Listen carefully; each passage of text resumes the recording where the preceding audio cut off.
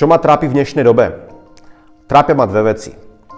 Prvá vec, ktorá ma trápi, je, že väčšina, bohužiaľ aj mladých žien a študentiek začali masovo predávať ich tela nielen na sociálnych sieťach, ale aj na platformách, kde si môže hociaký chlap kúpiť akékoľvek video alebo fotku danej ženy, ktorú si vybere.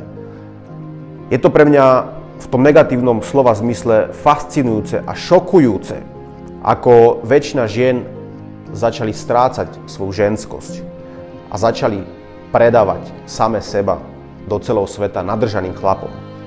A tejto téme by som sa chcel venovať do hĺbky. A preto mi daj do komentu správu, či chceš o tejto téme, aby som teda rozprával viac informácií, pretože mám o tom, čo povedať.